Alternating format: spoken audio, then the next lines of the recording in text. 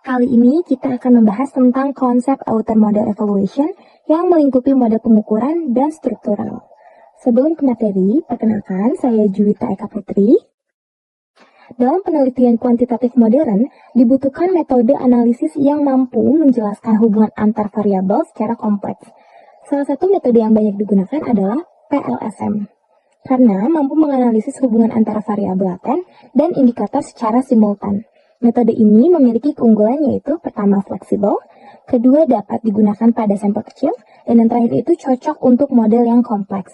Tapi sebelum kita masuk ke analisis hubungan antar variabel, kita harus memastikan dulu bahwa alat ukurnya itu sudah baik, dan disinilah peran outer model.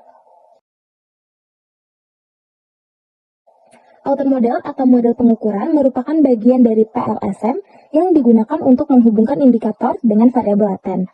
Variabel laten tidak dapat diukur secara langsung, sehingga membutuhkan indikator sebagai alat ukur. Outer model ini terdiri dari dua jenis, yang pertama reflektif dan kedua itu formatif. Pada model reflektif, indikator dipengaruhi oleh variabel laten, sedangkan pada model formatif, indikator justru membentuk variabel laten.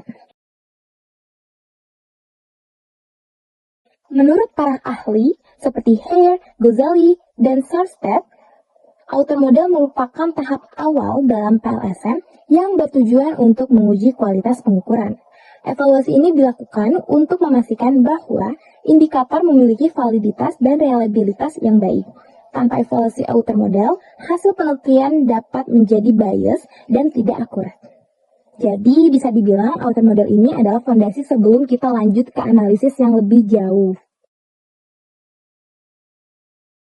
Nah, pada mode reflektif, indikator dianggap sebagai refleksi dari variabel laten.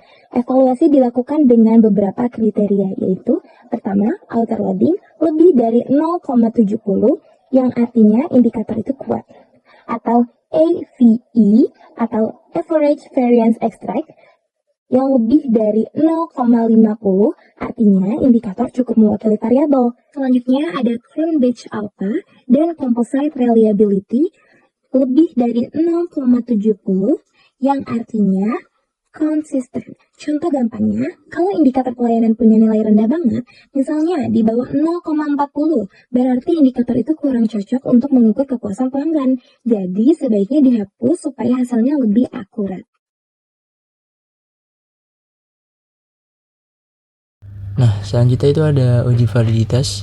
Uji validitas dalam outer model bertujuan untuk memastikan bahwa indikator benar-benar mampu mengukur variabel laten secara tepat. Dalam PLSSM, validitas dibagi menjadi dua jenis utama, yaitu validitas konvergen dan validitas diskriminan. Validitas konvergen menunjukkan bahwa indikator dalam satu konstruk saling berkaitan dan benar-benar mewakili variabel laten yang sama. Hal ini dapat dilihat melalui konsep unidimensionalitas, yaitu sejauh mana indikator berada dalam satu dimensi pengukuran yang sama. Pengujiannya menggunakan nilai Average Variance Extract atau AVE yang menunjukkan seberapa besar varian indikator dapat dijelaskan oleh konstruk. Semakin tinggi nilai AVE, maka semakin baik kemampuan konstruk dalam menjelaskan indikator-indikatornya, sehingga dapat disimpulkan bahwa pengukuran tersebut itu valid. Nah, selanjutnya itu ada convergent validity. Convergent validity digunakan untuk melihat apakah indikator dalam satu konstruk memiliki hubungan yang kuat. Semakin tinggi nilai hubungan antar indikator, maka semakin baik indikator tersebut dalam menjelaskan variabel laten. Kriteria yang digunakan adalah nilai loading minimal 0,70 dan AV minimal 0,50. Jika terpenuhi, maka indikator dinyatakan valid secara konvergen. Selanjutnya itu ada diskriminan validity. Diskriminan validity bertujuan untuk memastikan bahwa setiap konstruk memiliki perbedaan yang jelas dengan konstruk lainnya. Hal ini penting agar tidak terjadi tumpang tindih antar variabel. Pengujian dilakukan dengan melihat cross-loading dan Voronoi-Larker. Jika indikator lebih kuat pada konstruksinya sendiri dibandingkan konstruk lain, maka validitas diskriminan terpenuhi. Oke, sekarang ada uji reliabilitas. Uji reliabilitas digunakan untuk mengukur konsistensi indikator dalam satu konstruk. Artinya, apakah indikator tersebut mampu memberikan hasil yang stabil. Pengujian dilakukan dengan menggunakan Cronbach Alpha dan Composite Reliability. Jika nilai di atas 0,70, maka konstruk dianggap reliable. Nah, di sini selanjutnya itu ada model formatif. Tadi udah dijelasin ya, model dua jenis dari outer model itu ada reflektif dan formatif.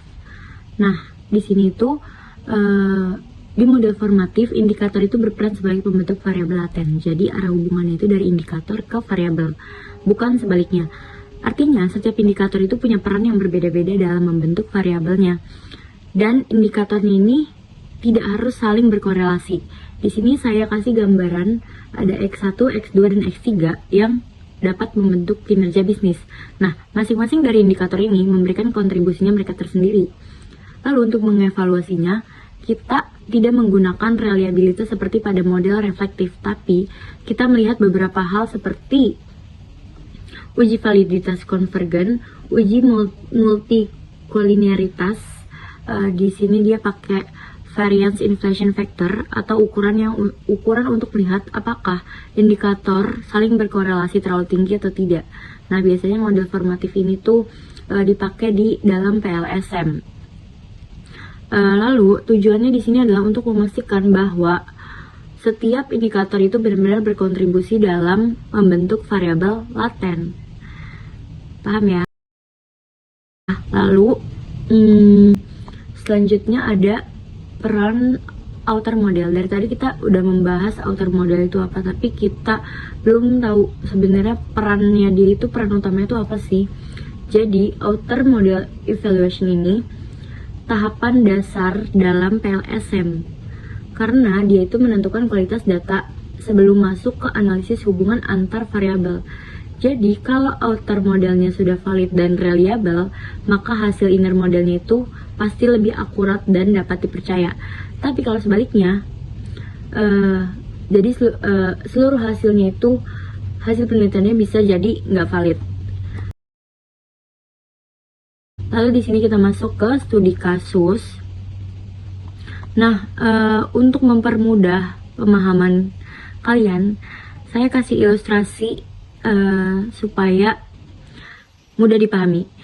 Nah, di sini kalau kita lihat di sebelah kiri adalah ada bagian outer model evaluation.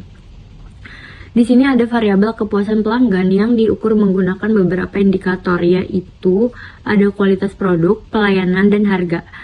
Semua indikator ini awalnya dianggap bisa memiliki kepuasan pelanggan, makanya semuanya diarahkan ke variabel laten tersebut. Namun ternyata setelah dilakukan uji validitas dan reliabilitas, ternyata indikator harga tidak memenuhi kriteria. Artinya indikator ini tidak cukup kuat untuk mempresentasikan kepuasan pelanggan. Karena itu indikator harga harus dihapus agar tidak mengganggu analisis. Jadi yang dipertahankan itu hanya indikator yang benar-benar valid, yaitu kualitas produk dan pelayanan. Nah, setelah tahap outer model selesai dan indikator yang digunakan itu kita sudah valid, kita lanjut ke bagian inner model analysis. Nah, di sini kita mulai menganalisis tuh hubungan antar variabelnya apa. Apakah kepuasan pelanggan berpengaruh terhadap loyalitas pelanggan? Nah, di pengujian ini dilakukan dengan melihat beberapa indikator statistik. Kalau kalian bisa lihat itu ada sebelah kanan bawah itu ada 3 indikatornya.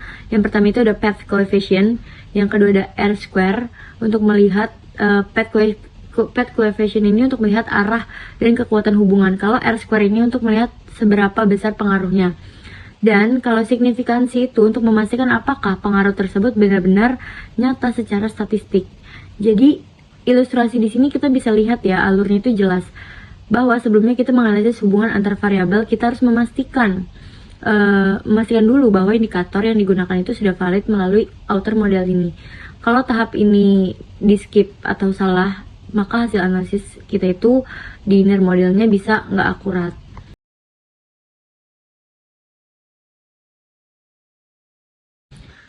Lalu kesimpulannya itu Dapat disimpulkan bahwa outer model evaluation ini merupakan tahap yang paling penting dalam PLSM untuk memastikan bahwa indikator mampu mengukur variabel laten secara valid dan reliable.